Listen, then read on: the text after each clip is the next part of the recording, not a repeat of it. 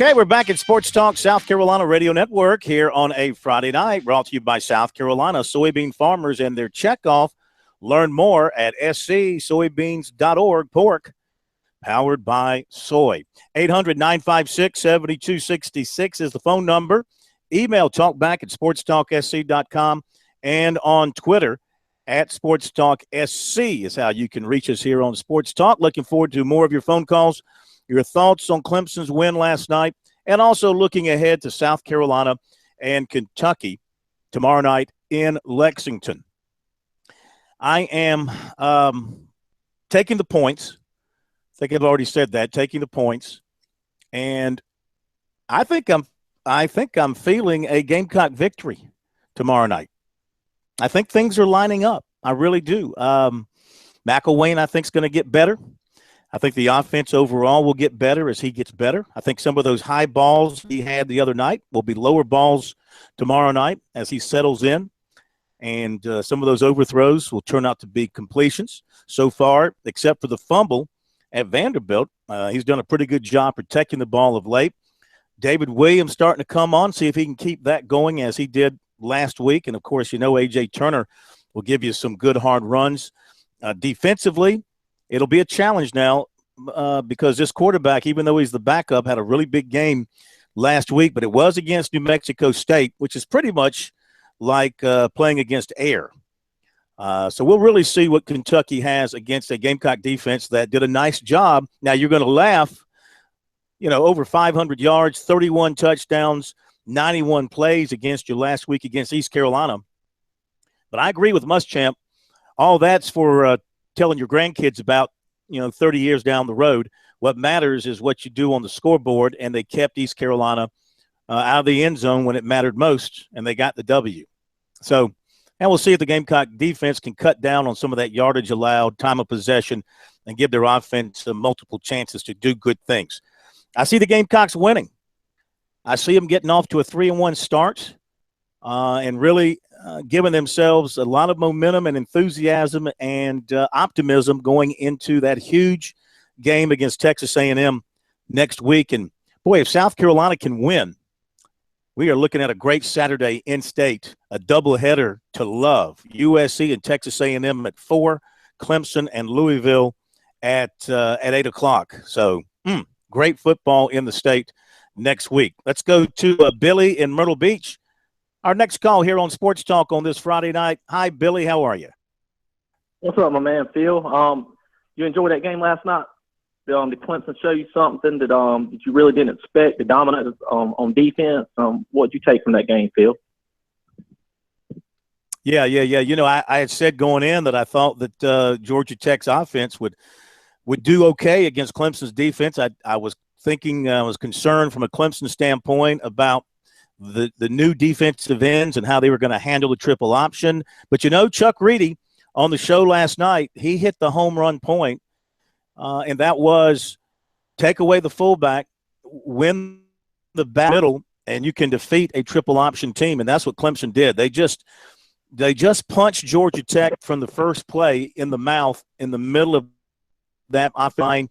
In the middle of that offense, Clemson's defensive front just caved it in and basically left Georgia Tech with no options as they tried to run the option. Thomas had nowhere to go with the ball. He couldn't read the defensive front because they were already in the backfield. He never got a chance to get to the defensive ends to try to option them. So they just manhandled them up front. I was very impressed with that. And I was also impressed with how the secondary played their roles, kept their eyes where they were supposed to be, hardly ever got beat on anything deep. There was a pass interference called one time. That was very iffy, I thought, in the first half.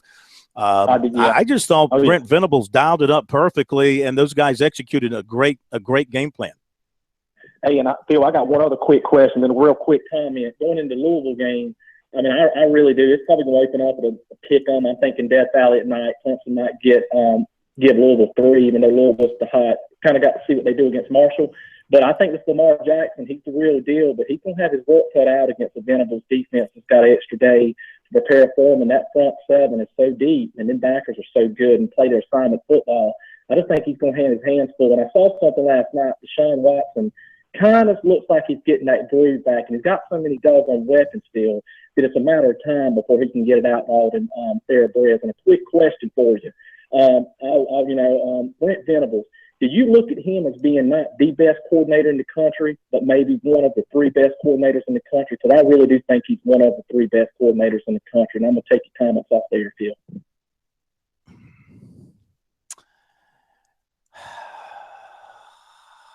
I would have to lean towards, let me just think this out quickly.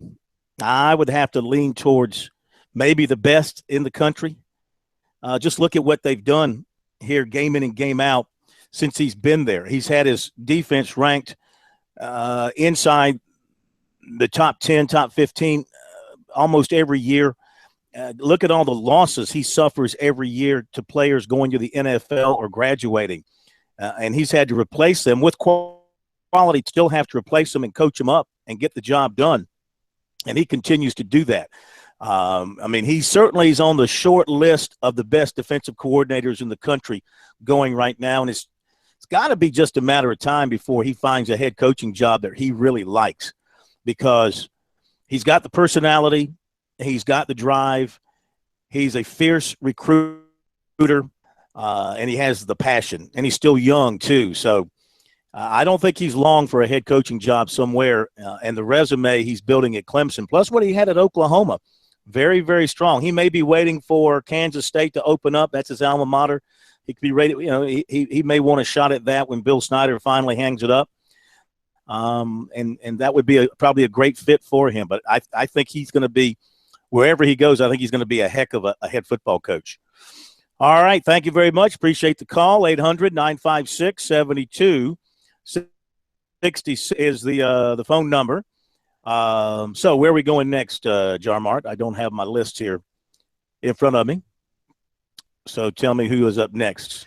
Okay, lines have opened up, I am told. All right, 800-956-7266 is the number. Other football coming up this weekend as we look ahead to more great games involving state teams this weekend. Of course, you got South Carolina playing at Kentucky. South Carolina State finally at home. Yay. Welcome them back to Orangeburg. Bulldogs take on Florida A&M. Furman goes to Coastal Carolina. Boy, what a tough year it's been for Furman. Coastal Carolina, however, coming off a tough loss and dealing with injuries at quarterback. So this could be a very iffy game for the Chanticleers because of their quarterback situation. The Citadel has the weekend off. East Tennessee State will be at Wofford. Charleston Southern's heading up to New Jersey to play Monmouth. It's Florida Tech going to be at Presbyterian. The Blue Hose will try to get a winning streak going, get to 2 in a row. Newberry goes to Tusculum. Fort Valley State plays at an improved Benedict team. The Tigers are 2-1. North Greenville's 2-1, goes to UNC Pembroke. And Limestone is also 2-1 and plays at Lenoir-Rhyne this weekend. Coming up a little bit later on, it's the full Monty on NASCAR. They've had qualifying at New Hampshire for a Sunday's race, and it's Carl Edwards on the pole, 135.453. This is race 2 in the chase. Martin Truex Jr., outside pole. He won last week, 135.212. Then it's Ryan Newman, Jimmy Johnson, and Denny Hamlin. That's your top 5 in the starting grid. 6th is Kyle Larson, followed by Jamie McMurray, Matt Kenseth, Casey Kane, and Chase Elliott. All but Newman and Kane are chasers in that top 10.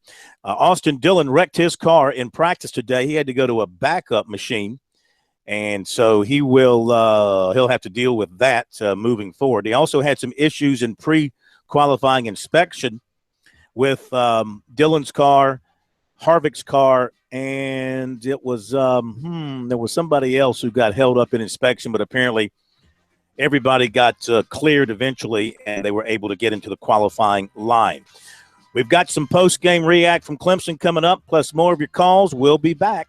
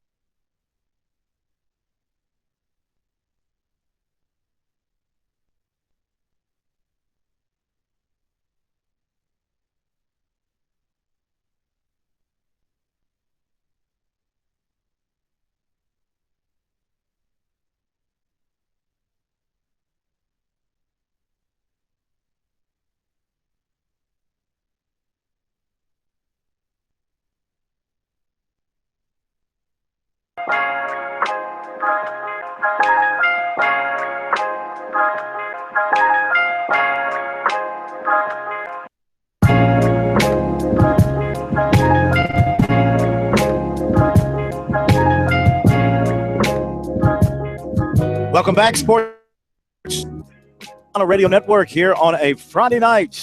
Phil Kornblut still in the ATL, stayed over after last night's Clemson game. Going to head over to Lexington, Kentucky this weekend. Watch the Gamecocks and the Wildcats battle it out in Lexington. I imagine a good number of Gamecock fans are going to make that trip. It's not too bad of a ride. It's a beautiful ride through the Smokies, up through Nashville. I'm sorry, not Nashville, up through Knoxville. Probably catch some of that UT and Florida traffic as you go up that way, because that's a 3:30 kickoff in Knoxville. Keep that in mind, by the way, if you're heading up for the game, that you're going to catch a lot of that traffic in the afternoon, depending what time, of course, you head up towards Lexington. And really nice stadium there in Lexington, Commonwealth Stadium. They've spent a lot of money on it, a lot of renovations. And at night, very good home field advantage for the Wildcats. And, of course, South Carolina has had some issues there in recent years. The Gamecocks have had some leads that they have blown there. But overall, the Gamecocks have had the upper hand with the Wildcats and to lead that series overall since joining the SEC. And they've never lost 3 in a row to Kentucky. But Kentucky has won the last 2, so the Gamecocks will try and avoid that tomorrow night. Kentucky going with their number 2 quarterback who played very well last week. They expect to have Boo Williams healthy, got a little banged up last week. They expect to have him healthy. I expect to have JoJo Kemp back for this game. Of course, he's a guy that has been a pain to South Carolina the last couple of years. So they feel like they're going to be as healthy as they've been in a little while on offense, and I guess they feel like this is a chance for them to get an SEC victory. They played their first SEC game a couple of weeks ago on the road against Florida, and it was an embarrassing loss for them. They were beaten 45-7. Their defense has been terrible all season. They've given up 44, 45, and 42 points in their 3 games thus far. That's why they're 1-2. And the heat is growing on Mark Stoops, and he was pretty upset with his defense after practice in the middle of the week. Basically said, they played like crap, and they'd better get it together or they're going to get, hammered again by South Carolina. So, again, maybe it's a case of a coach using the media to try to light a fire under some of his players. One player they do have that you'll see tomorrow night is a kid named Naquez Pringle.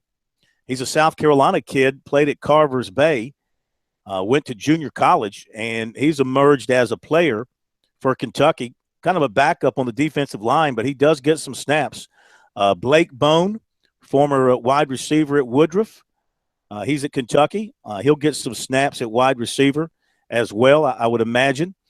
So a couple of guys there with South Carolina connections. Used to be a bunch back when Joker Phillips was the head coach at Kentucky because he recruited the state of South Carolina quite a bit. So looking forward to being in Lexington to watch the Gamecocks take on Kentucky and see if they can pull off that victory and get themselves to 3-1 in the early part of the season. Coming up, David Shelton will join us. We'll preview tonight's high school football slate. We've got recruiting coming up as well. But let's go back to last night. Clemson beats Georgia Tech solidly here in Columbia. I mean, it was solid enough to the point where you never felt after the first touchdown and after Georgia Tech's first series and after Clemson took the lead, you never felt the game was in jeopardy. You never felt that Georgia Tech was going to be able to do anything on Clemson. Let's get the thoughts of Dabo Swinney as he met with the media shortly after the game. He was pretty happy by what he saw. Clemson folks know how hard it is to win down here. And I love our guys. They were locked in. They had a great mentality. They really bought into what we needed to do to get ready for this game from fall camp on. And it's hard. I mean, this is a team that usually somewhere in that top 10 in rushing in the country. They know what the heck they're doing. But at the end of the day, our guys they won the matchups up front. It's just really that simple. They just won the matchups. And when they can block you, you're in for a long night. If they can't block you, then they're in for a long night. And that's really what it came down to tonight. Yeah, but some of the stuff you need to clean up. Is that just typical early season stuff, or is it stuff that does concern you in the big picture? No, just simple things. We Mike just busted. I mean, he just ran a slant route. And we got the perfect matchup. So we had a bust on that. But I've never coached a perfect game. And, there's every game I've ever coached, I don't care what game it is, we always have corrections, always. But, I certainly try to focus on the positive and we try to correct the negative and the mistakes. We had a couple offsides, critical. We had 2 other potential touchdowns where we had protection issues. You know, we had Artavis had his guy beat, and Deshaun couldn't set because the guy we busted, was completely busted, and then we had one other one where we had a chance to have a touchdown and we got sacked, missed assignment up front, and we protected our quarterback very well. I mean, 2 of our 3 games coming into this, we had no sacks on our OL, so we'll correct that. We got a good bunch, but they got good players too, and they make plays. That's football. But definitely nothing that's not correctable, nothing major at all. Really. And then in that fourth quarter, again, you hadn't had the ball. And so now you're in the fourth quarter and you got a big lead and they're really selling out.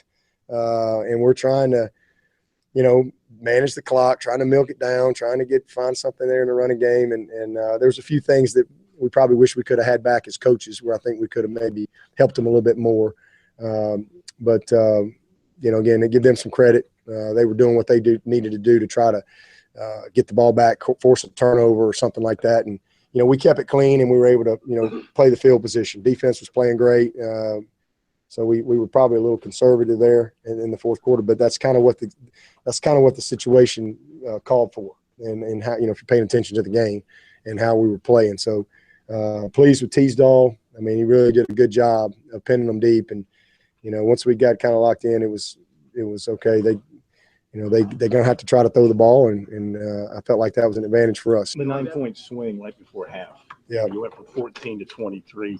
I mean, would you have felt okay up 14-0, but now you go in 23-0? Does that change everything? I mean, we anytime we can have a lead, we're happy, but we didn't feel like we had the game at all. We knew we were going to have to play a great second half to have a chance to put the game away, but that was a crazy scenario right there. I told Deshaun that's the best interception he'll ever throw in his life right there. He got 2 points for it.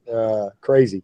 So it was good to get some good karma down here for a change. We've had a lot of that stuff go against us, but I tell you, the drive before the half was awesome. The first drive and that last drive were a thing of beauty, and we managed the clock. We did a nice job there. We didn't want to leave them hardly any time, and just a great play, throw and catch with he and Leggett. Good to see Leggett get going tonight. He had some big plays and had another opportunity or two where we didn't connect. All right, there you go. That's Dabo Swinney, some of his thoughts following the Tigers' win last night. And, they were happy. They were very, very happy with the performance because of the history in Atlanta, because of the kind of offense they were facing, because of the things that game meant. First ACC game of the year. Win that, check that off the list. Break the losing streak in Atlanta, check that off the list. Extend the regular season winning streak, check that off the list. And get this, Dabo Swinney, 50 career ACC wins now. 50. In the short time he's been the Tigers head coach, going back to when he became the interim head coach in 2008. And he is now at 50 career ACC wins, well on his way to establishing some pretty lofty coaching records, both at Clemson and in the league. We'll be back. David Shelton coming up, recruiting as well, here on Sports Talk.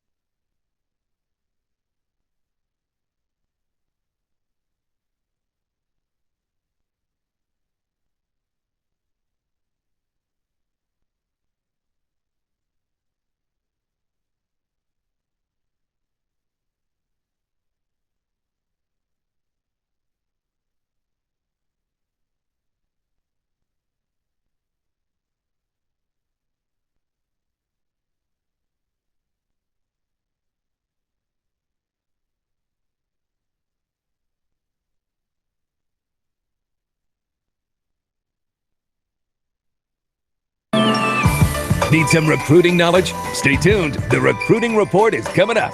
This is Sports Talk.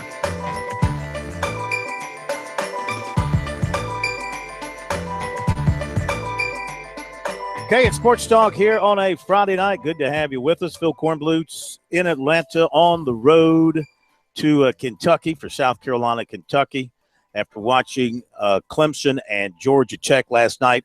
Another big Friday night of high school football is upon us. Let's get the latest from David Shelton, High School Report, a service of Farm Bureau Insurance. And with new auto insurance rates from Farm Bureau, you could be saving a whole lot of money. Even if you've received a quote before, rates are now more competitive than ever. Get a free quote today from your local Farm Bureau Insurance agent as the coughing David Shelton joins us here on Sports Talk. You okay? You need a glass of water? I've got me a Diet Coke here as I'm driving. I just had a hot wing that was really hot. I'm having a Hillary Rodham Clinton attack. I hear you. All right, we got some good games tonight. I love this West Side Spartanburg matchup in the upstate. What do you think? West Side dominant so far. A chance to really prove something tonight.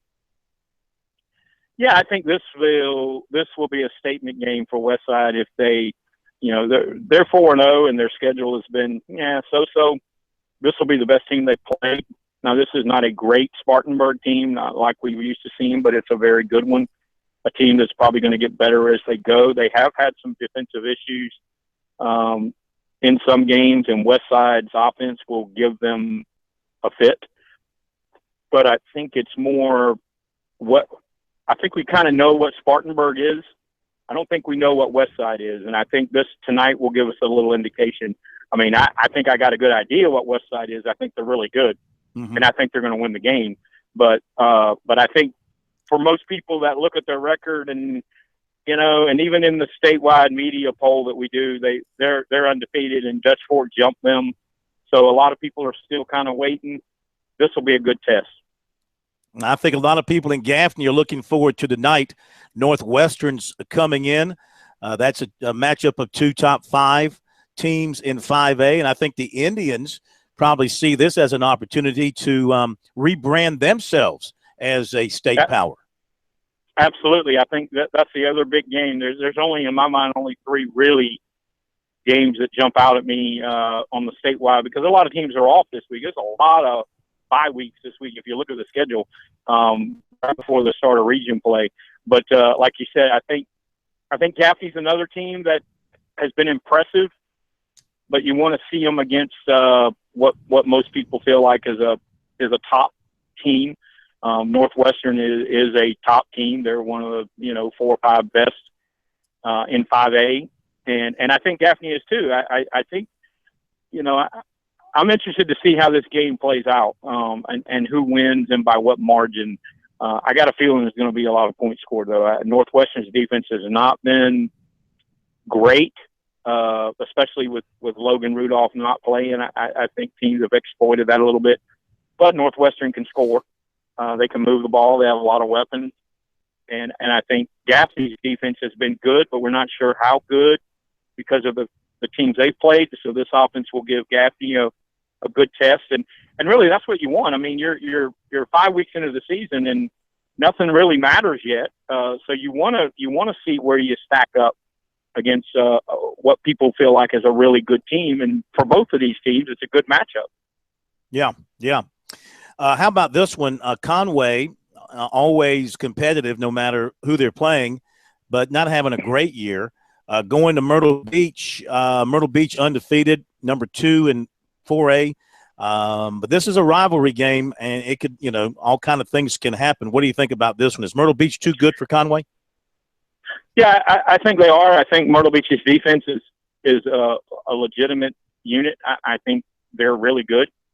They score enough points with their offense, but that defense came into the season as a veteran unit, really showed out against Burns, creating all those turnovers. And, now we're seeing maybe Burns offensively is not really good. But I think Myrtle Beach will win this game. But, in these rival games, I mean, crap and, injuries, fumbles, all kind of things. So I think that gives Conway a puncher's chance in this game, but I really feel like Myrtle Beach is going to win the game. All right, and let's talk about this one. It's a matchup of unbeatens, two different classes, but still unbeatens. Dreer, 10th ranked in 4A, playing Gilbert, 9th ranked in 3A, both undefeated. Does Gilbert have enough to match up, or vice versa? Yeah, well, this was my third best game of the night. I think again, you're looking at two teams that kind of snuck into the polls now, and they're getting a little bit of recognition. And how can they handle it? Because Dreer and Gilbert in the last few years have not been teams that have been ranked, and people are looking at going, well, maybe they're pretty good. So both these teams are really good, and I think each one of them wants to go out and prove that they belong, and so that gives them a little extra motivation. And the both teams are undefeated and looking to build on what they've been able to accomplish. I think Gilbert, with that running back Cook, Cartrez Cook, I think is his name. He puts up big numbers every Friday night, and I think they're running the football, and that's where they're going to try to lay their stake as a running team. And I think they're going to win tonight. I think they're a little bit better than Dreer overall. Neither team's played a really tough schedule, but I think this will be the best game, the best team that each has played up to this point. You got to do that again. You cracked out.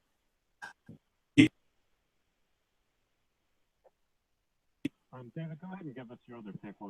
Just another good game where he's connecting again. The other game I'm looking at to see how it comes out. Greenwood at Hannah. Hannah's won a couple of games in a row, and Greenwood is undefeated in top 10, and we're going to see how good Hannah is right now because this will be a really good test for them.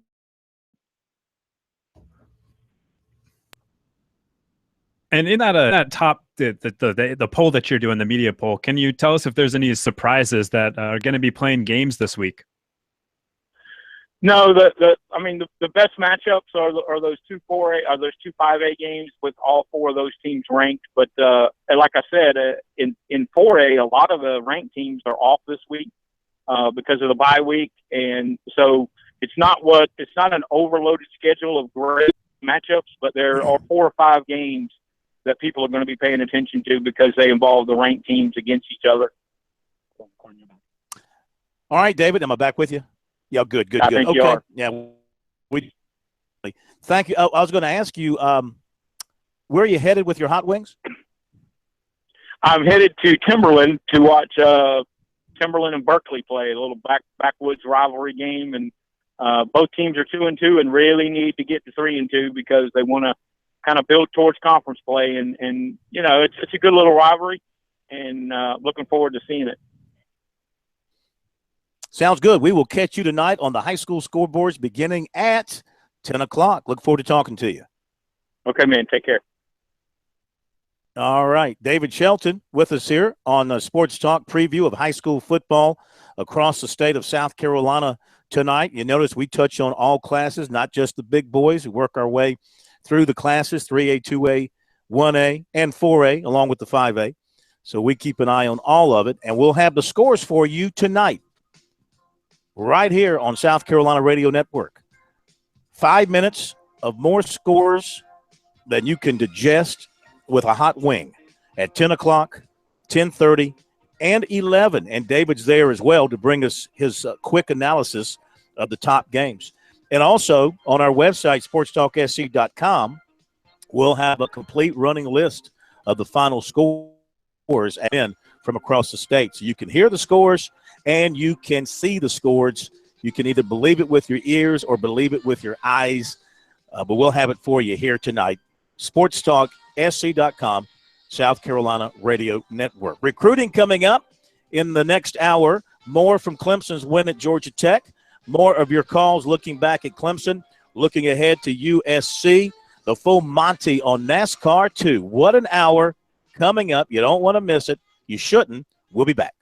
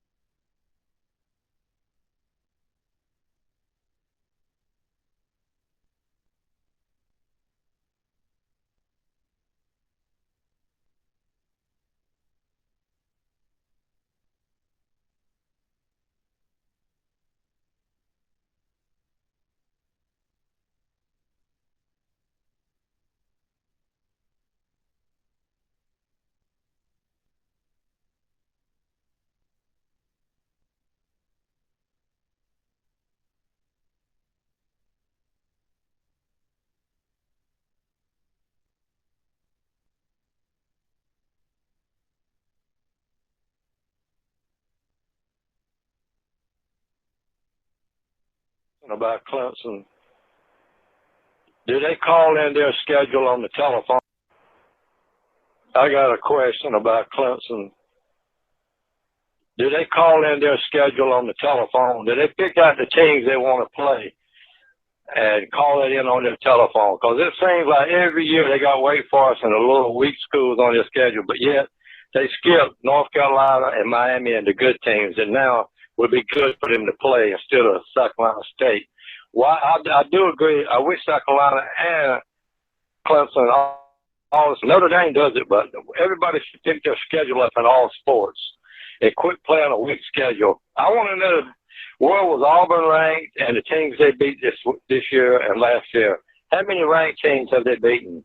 Auburn couldn't be in the top 50, I know. And South Carolina State, and I forgot the first team they played, whoever it was, they wasn't that good. But anyway, they claim they're so great and they're going to win all these championships. How about call me when they do win a championship? Alabama's got 16, they got 1. Please call me when they win. Thank you. I got a question about Clemson. Do they call in their I got a question about Clemson. I got a question about Clemson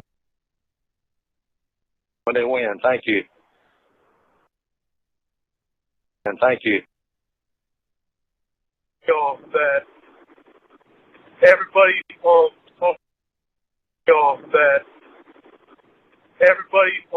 talk about Clemson can't do shit. They fucking dominated. I know.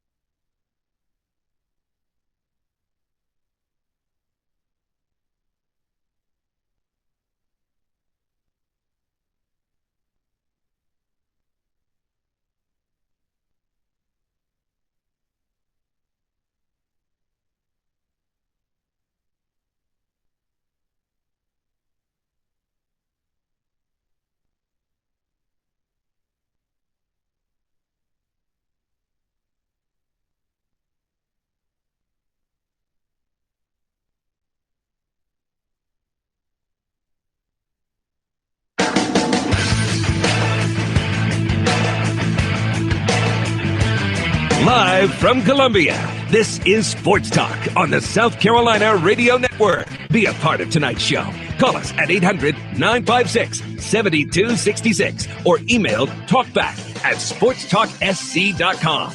Now, here are your hosts for Sports Talk, Phil Kornblut, Kevin McCrary, and Tom Hayes.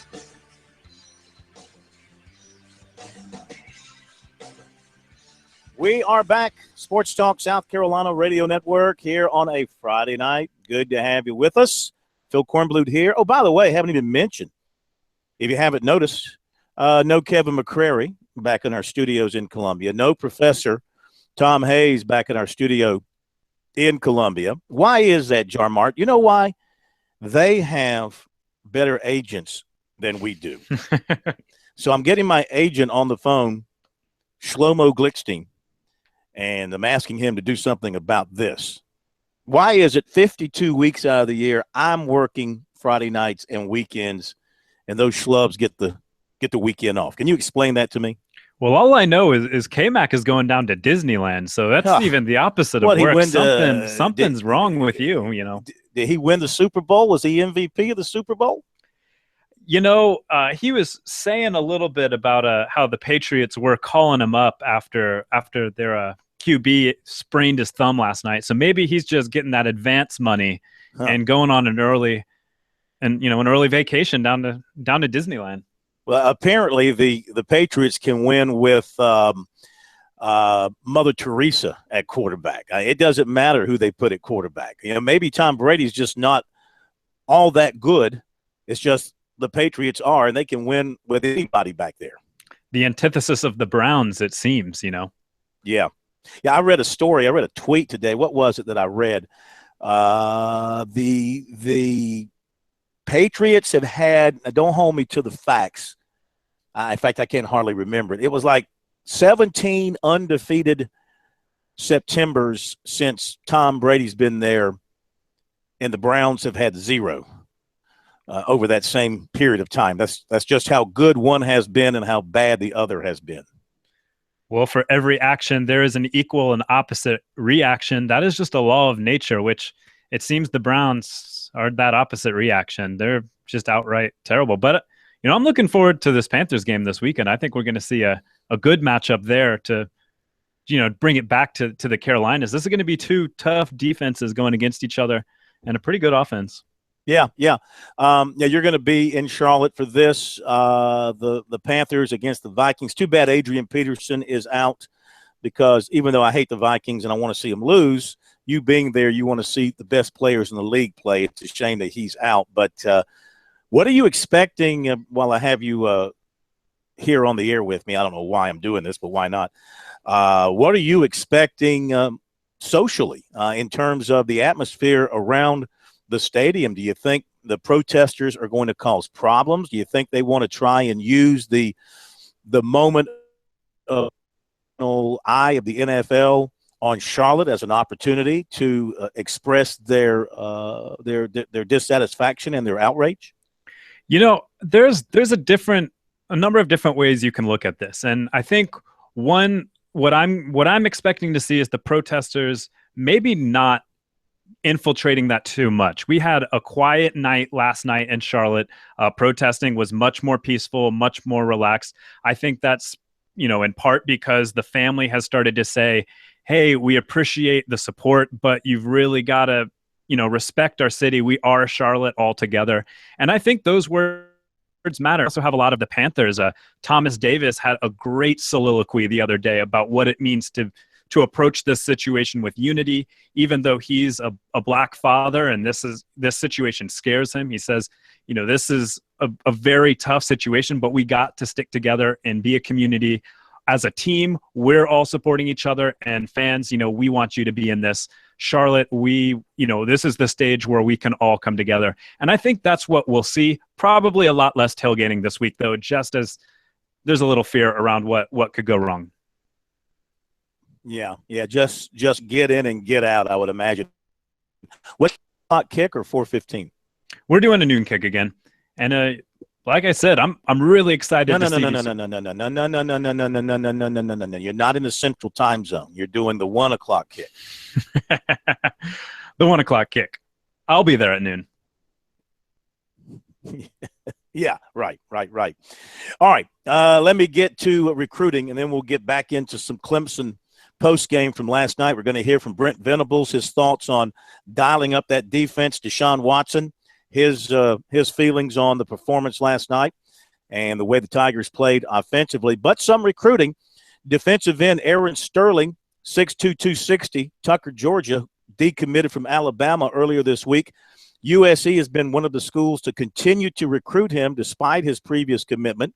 That diligence is working in the Gamecocks' favor as they stand to get an official visit from him later in the year. His coach is Brian Lamar, and he tells us that there's definitely interest from his part. We're talking about Sterling's part. There's definitely interest from his part in South Carolina. He said the players told him he's not ready to commit or anything like that, but South Carolina is definitely one of the teams he's looking at. The coach says he hasn't scheduled any officials yet.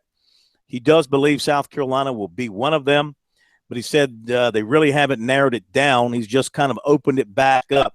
And he mentioned NC State, Tennessee, Georgia, and Alabama remain in the mix. NC State, he visited there unofficially last week. They're just trying to get him to go through the process again, evaluate things, weigh out his options, learn about the schools, and try and figure out what's important to him, and from there evaluate the schools in which he has interest. In the case of Alabama, Lamar said that Sterling eventually came to the conclusion he committed too soon and didn't give the recruiting process enough time to run its course. So he thinks that that's the case more than anything, and the feeling now is he really needs to go through the process. This wasn't a knock on Alabama, but he felt he wanted to open up and see what other schools had to offer. USC recruiter Mike Peterson was by the school recently to check on Sterling, and Lamar said the Gamecocks see him as a defensive end, outside linebacker hybrid. And Lamar, the coach, is also close friends with USC defensive coordinator Travaris Robinson. Meantime, USC commitment defensive back Jamias Williams has not set any official visits, but he does plan to be at Georgia for the Tennessee game, and that's next weekend. That'll be an unofficial visit for him there. So interesting that he's choosing to go to Georgia, Tennessee over USC, Texas A&M as a Gamecock commitment, but so be it. Now, he has said that he's going to take other official visits, so don't be surprised when that happens. Receiver Ryan Jones of Charlotte decommitted from North Carolina yesterday, teammate of 2 USC commitments. The Gamecocks have been recruiting him in the past. I don't know if they will regenerate interest. Maybe not, because they appear to be, unless they lose a commitment at wide receiver, they appear to be pretty set at wide receiver. Clemson target linebacker Drew Singleton of Paramus, New Jersey, had surgery for his torn ACL. It was deemed a success. That's good news for him. 2018 defensive back Derek Allen of Marietta, Georgia, lists a current top 5 of Clemson, Georgia, Ohio State, Notre Dame, and NC State. 2020 running back Blake Corum of Laurel, Maryland, said USC has offered him. That'll be kind of neat when 2020 gets here, Jarmar. Just imagine when you write your check and you put the date in there, March 17, 2020. That'll just seem like I don't know, that'd be kind of weird. That seems more like something in the movies, 2020. It's the future, indeed. Easy to do, though. You can write your prescription and your date on your check in the same one. 2020. Oh, yeah. That's good. A couple of basketball notes. Devontae Shuler is on his way to Oklahoma State, probably there by now, for his official visit. 6'4" Clyde Trapp of Lower Richland, who continues to emerge as a major prospect. South Carolina's been by there to see him. He received an offer from Missouri, so he's got himself an offer from an SEC team. And Ejike Obina, the big forward that Clemson is recruiting, on his official visit this weekend at Vanderbilt. There you go with recruiting. Remember to check it out on the website, SportsTalkSC.com, on Twitter, #ST Recruiting. We'll be right back.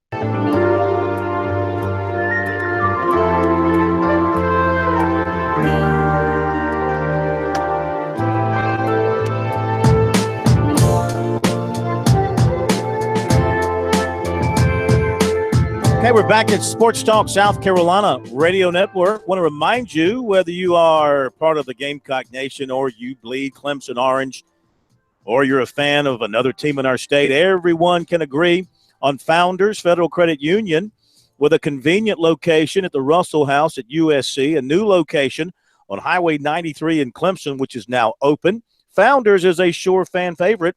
Visit RelaxJoinFounders.com to see if you qualify for membership. Founders Federal Credit Union, it's federally insured by NCUA. All right. let's roll with Brent Venables, the Clemson defensive coordinator. His thoughts about his team's work last night. It was good work, my goodness, holding Georgia Tech to 22 first-half yards. Really, it was only 14. Remember, it was only like 8. They got 14 on a run on the last play of the half when Clemson was playing real soft. And then they only finished with 175 total yards, something ridiculous like that. So they did work last night, and they did a heck of a job. Let me just double-check my notes here. They finished with 124. I'm sorry. Gosh, I gave them way too much. 124 yards on 52 plays, 2.4 yards per play, and only 95 rushing yards on 38 attempts, only 2.5 yards per rush. That's amazing against that offense. What did Venables think about what they did? Here is what he thought. Really impressed with, again, our guys up front, and the secondary really impressed me.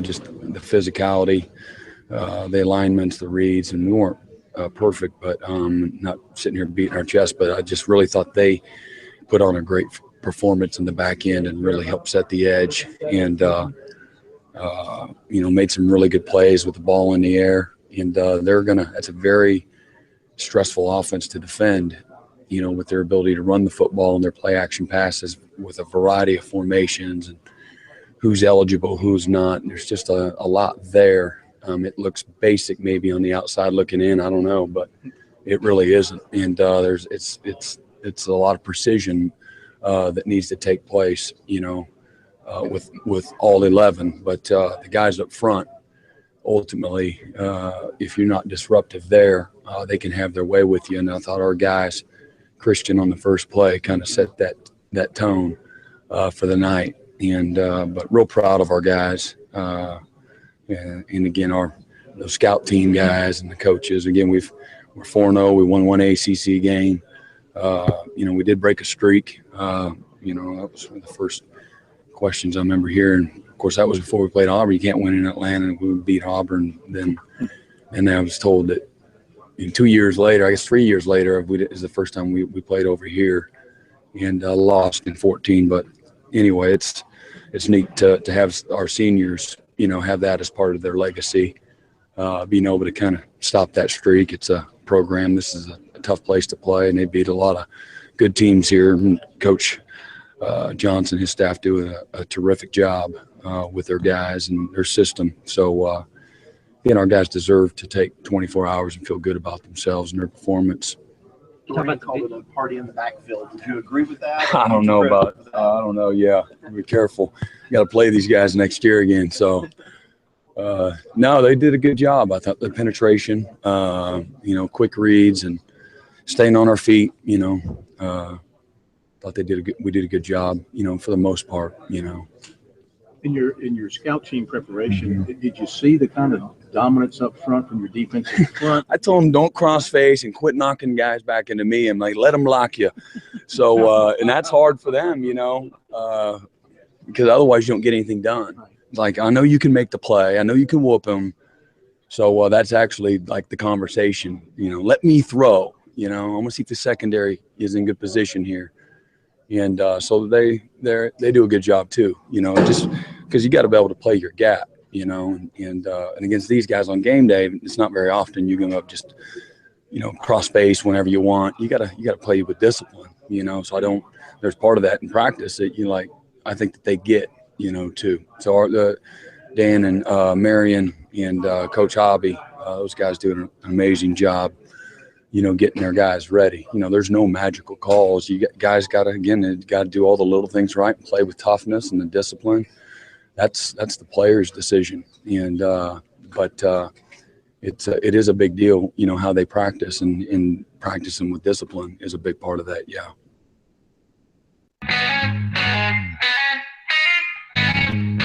Need some insight for this weekend's games? Our Sterling picks are on the way. This is Sports Talk.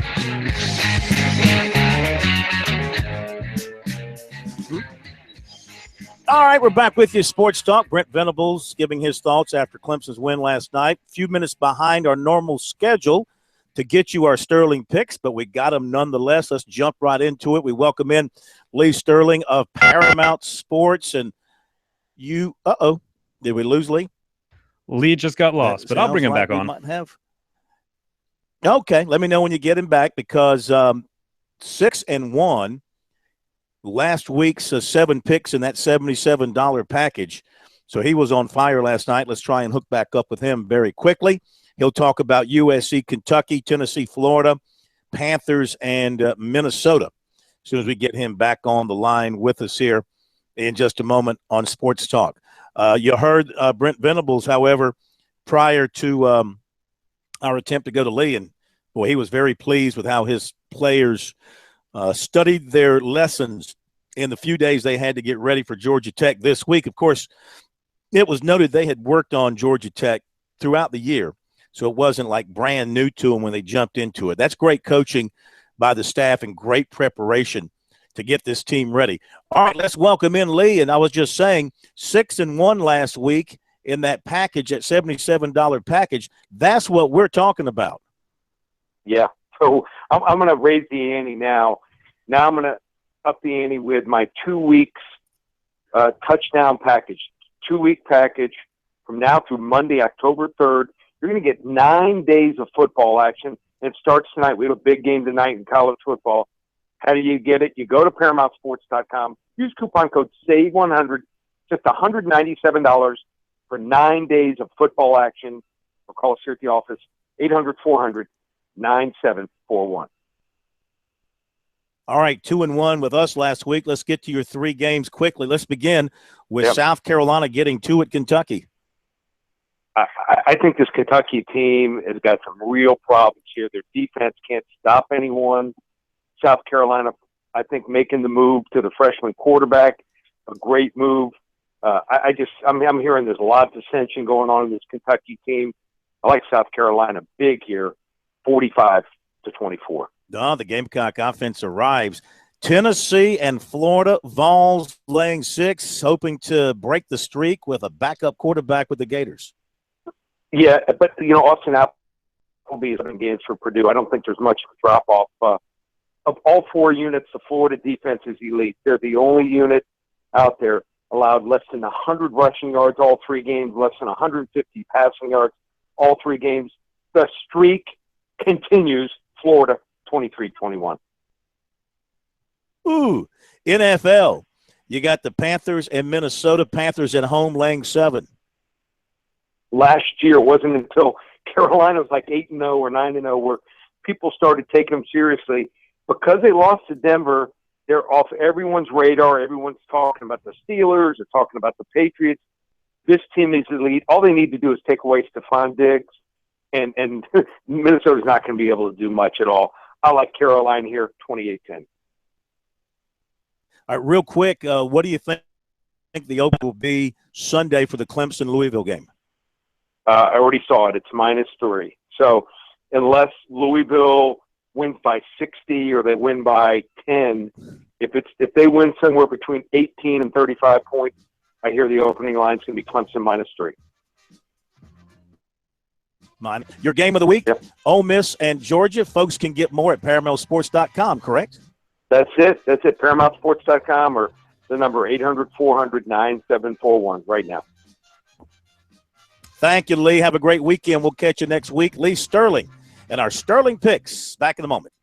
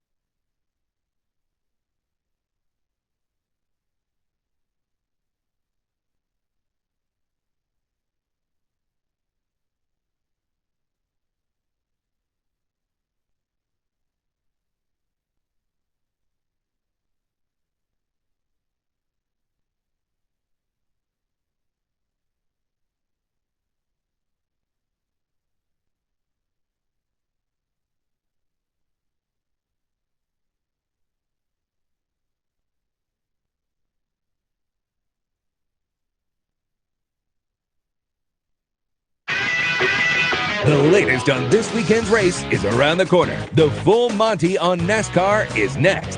This is Sports Talk.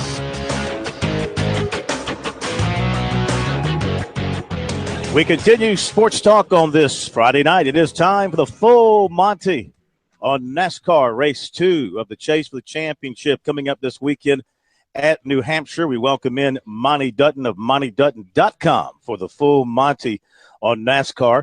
First of all, what'd you think of last week's race? It certainly like it was going to be the 24 car of Chase Elliott winning that thing. But as you know, as a longtime observer of NASCAR, maybe more than in any other sport, except maybe basically because you still always have to get 27 outs. It ain't over till it's over, and anybody can blow a tire and change everything, and that's what happened. Well, it's sort of, the overwhelming likelihood is that in the last 100 laps of a race, the number of stoppages will increase. And many races are turned upside down near the end. And that's just an example of that. What Chase Elliott said after the race was absolutely true. There's sort of there's a lot of times this year when he hasn't won races he had a chance, he's been really hard on himself. I thought he was just accurate when he said that, no excuses, these things happen. Most races have cautions near the end. And they basically, I think the main reason he lost the race was basically, it wasn't much of a mistake. It was just basically a foulable pit stop. It was one that was slightly slower than the guy behind him, and he got away. These things happen.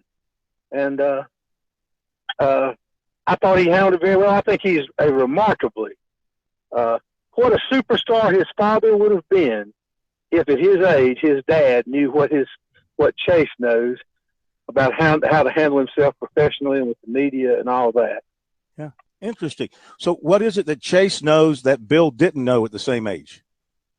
Well, I think that both of us are around. Bill, stardom hit Bill very hard. And Bill was, all of his life, Bill is one of the more moody people that I've ever known.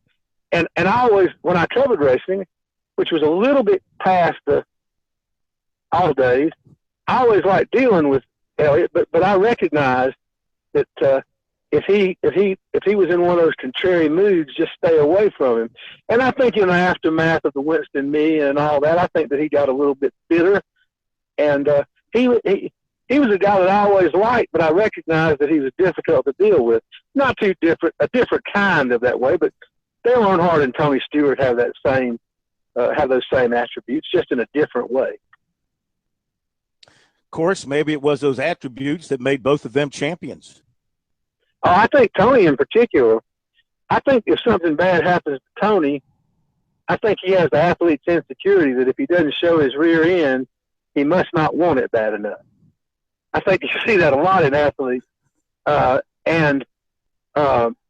thing about Bill was such a different person from his public persona because people thought of him as a fun-loving Huck Finn. And that wasn't Bill Elliott at all. I do like Bill, and I think he always liked me.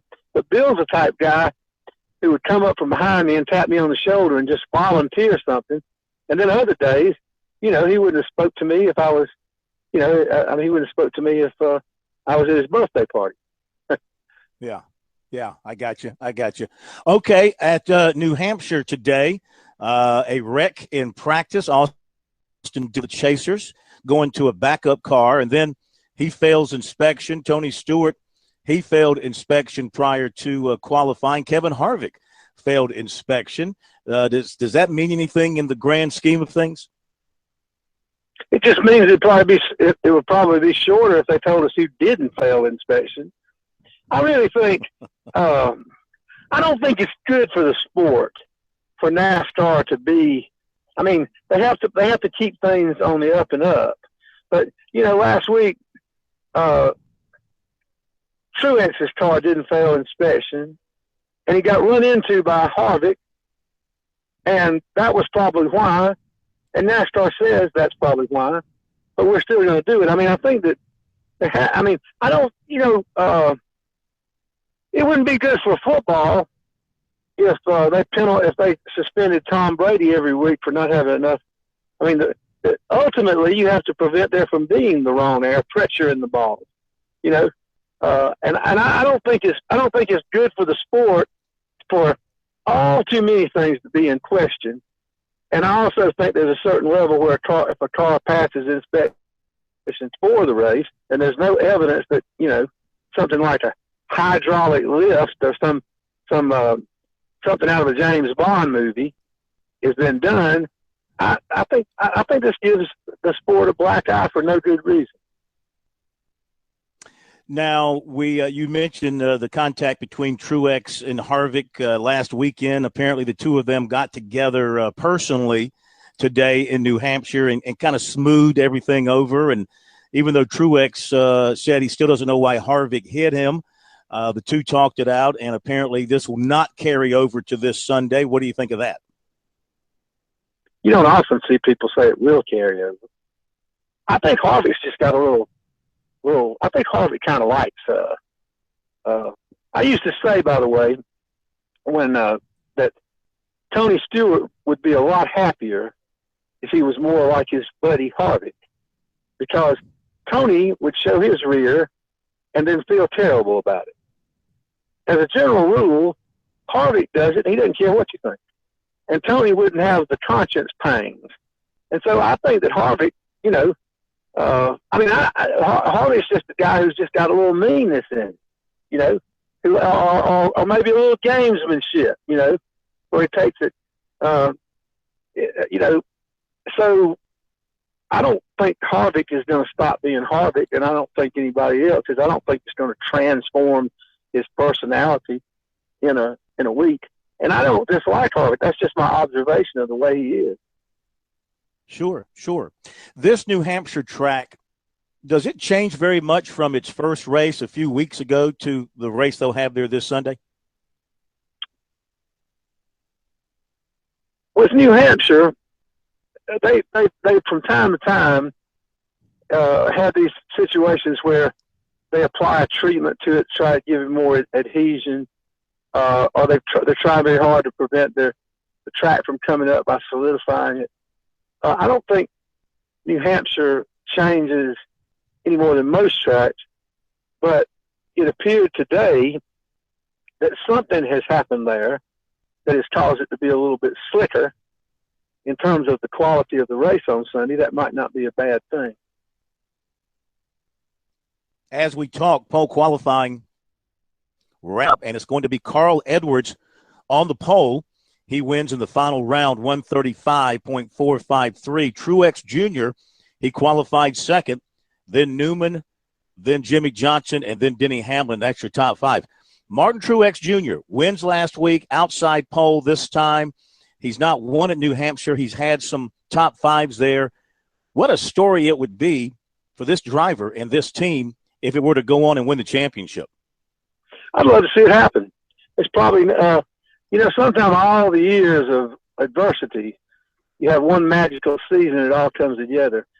Alan Kowicki had a season like that. It had a miraculous championship where it appeared he had absolutely no shot, even with a few races to go. And so that could happen. I think that there are a lot of keys that have come together. I think that Truex has benefited from switching from Chevrolet to Toyota, and probably not as much from that switch as he has from the assistance of Joe Gibbs Racing, which right now is the best team in the sport. I don't think you can really make too much of an argument against that. And I don't know if that's because of Toyota. That's because the people at Gibbs have really great engineers and personnel, and that's always been, equal elements. We don't know how much is Toyota and how much is Gibbs, but we know that it's both Gibbs and Toyota. And so I think everything is this is sort of might be the magical Truex year, and I'd love to see it because I don't think there are very many people that know him that don't like Martin Truex. That certainly seems to be the case. Monty, as always, a pleasure, de jour. Have a great football weekend, a great racing weekend, and we'll talk to you next Friday. I just hope there's peace in Charlotte. Take care. Absolutely. Thank you very much. We'll be back. More sports talk coming up.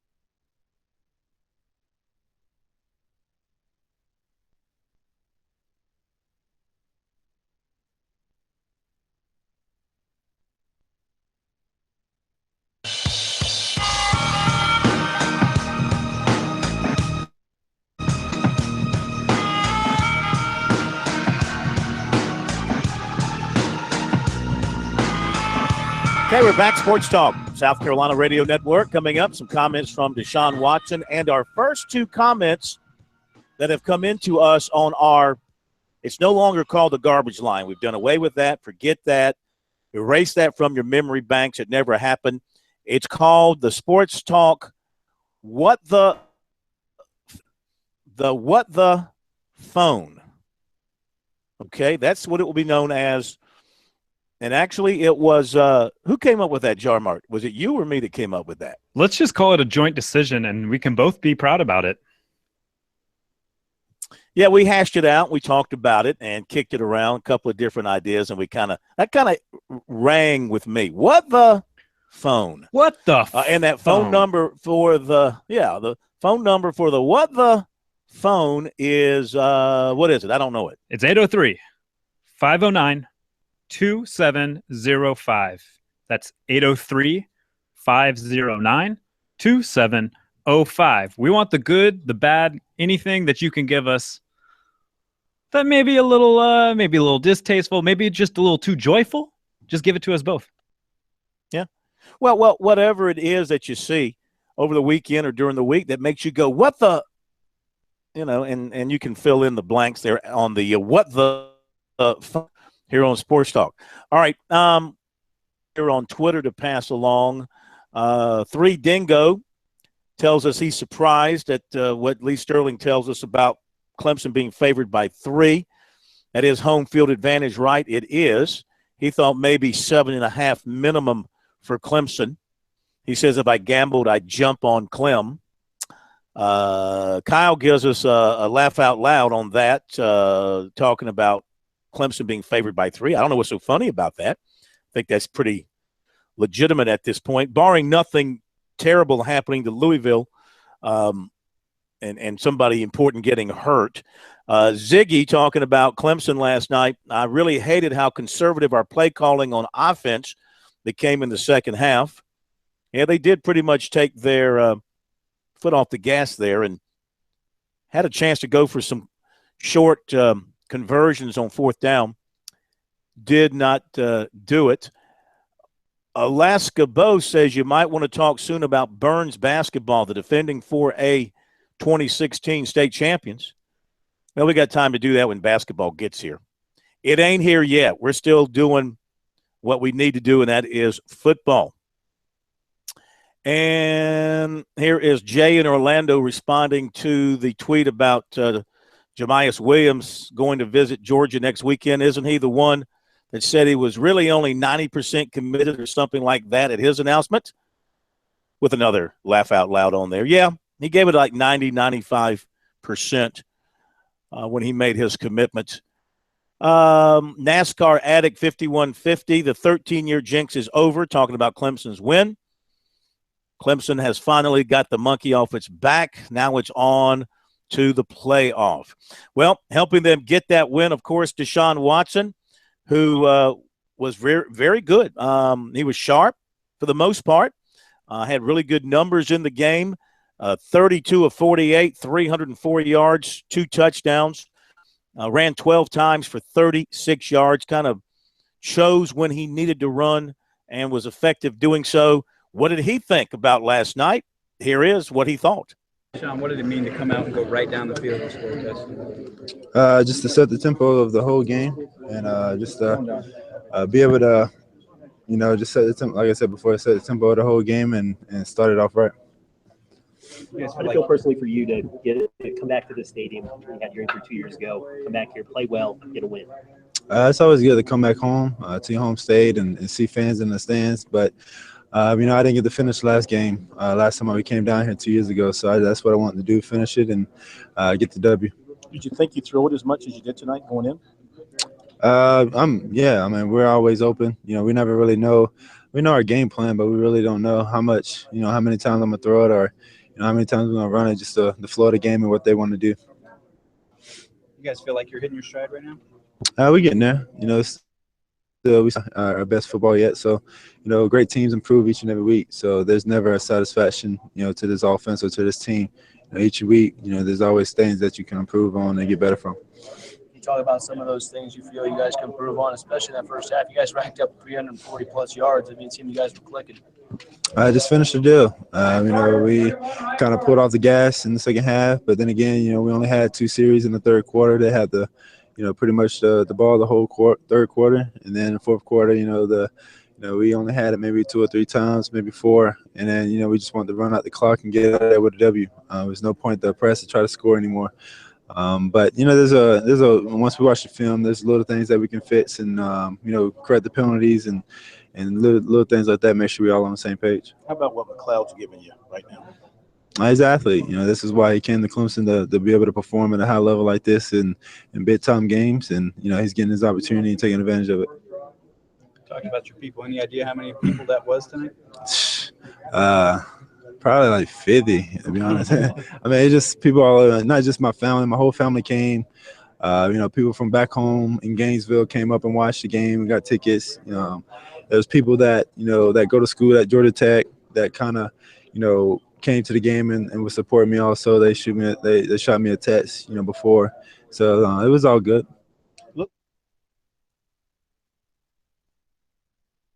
Okay, Deshaun Watson, after last night's Tiger victory, had a couple of calls on what is now known as the What the Phone here on Sports Talk, previously and sadly known as the garbage line, but that's gone. Let's listen in to what they had to say. Here is one of the callers from last night. Both of these calls, of course, are about Clemson, and let's roll with the first caller there, Jar Martin, and hear what he had to lay on us last night on our What the Phone here on Sports Talk. Everybody talk about Clemson can't do. They dominated. I know some high school team last Saturday, but I think they're finally on track, and they're going to whoop.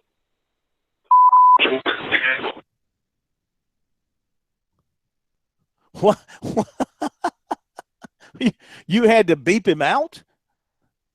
3 times, 3 beeps.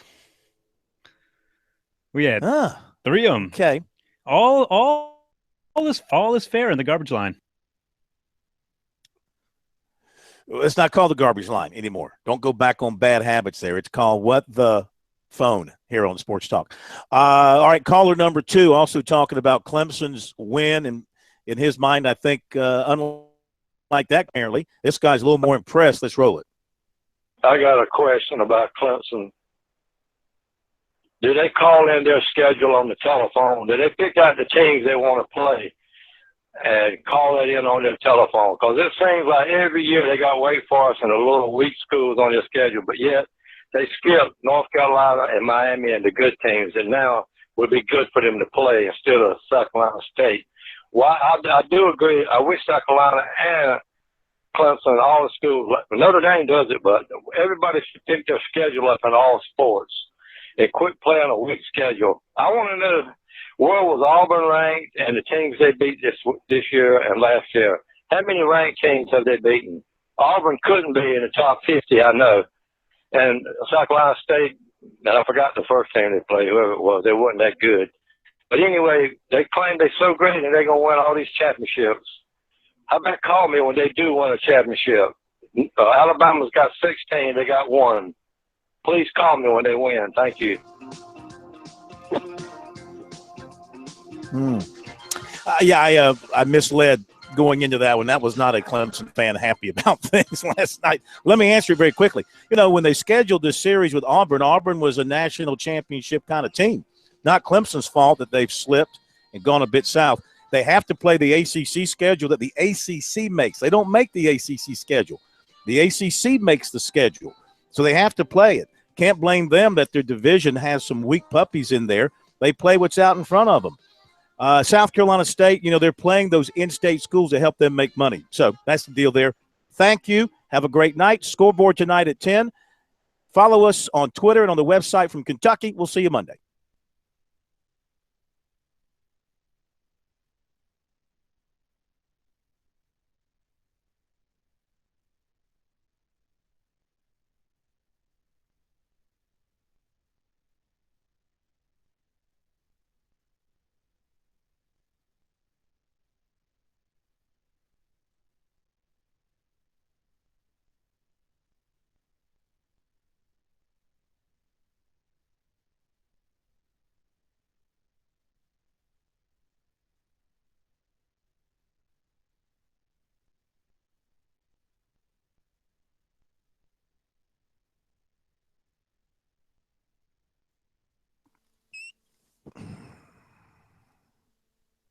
All right. Give me a second here to find my report. There we go. Okay, here we go. Coming down in 3, 2, 1.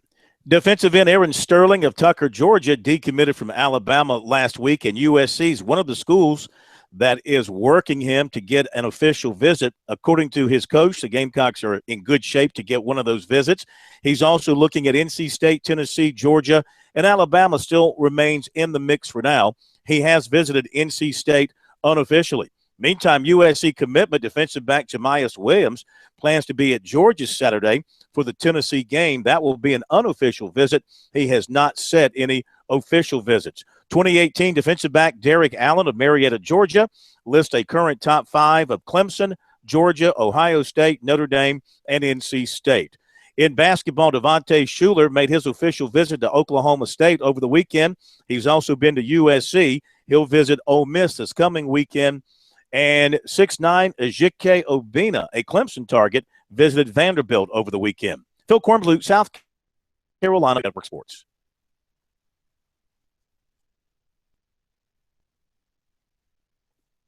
Okay.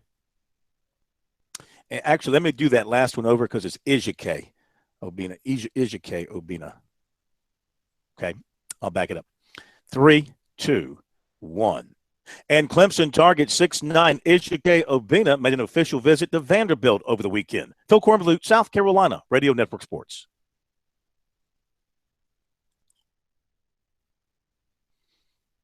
Okay, if you're good. And 6'9", Ejike Obina. And Clemson target 6'9", Ejike Obina made an official 1. Defensive end Aaron Sterling of Tucker, Georgia, decommitted.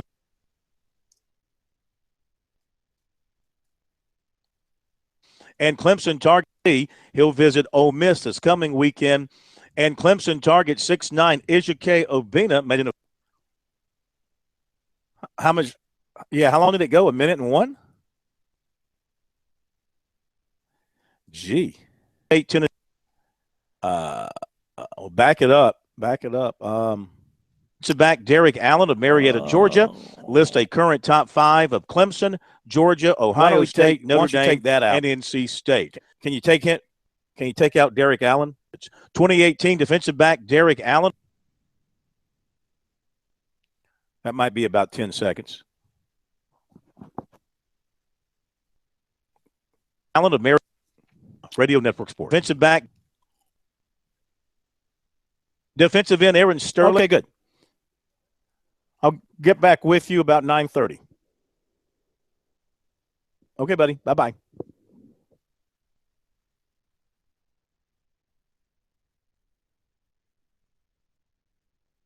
Defensive end Aaron Sterling of Tucker.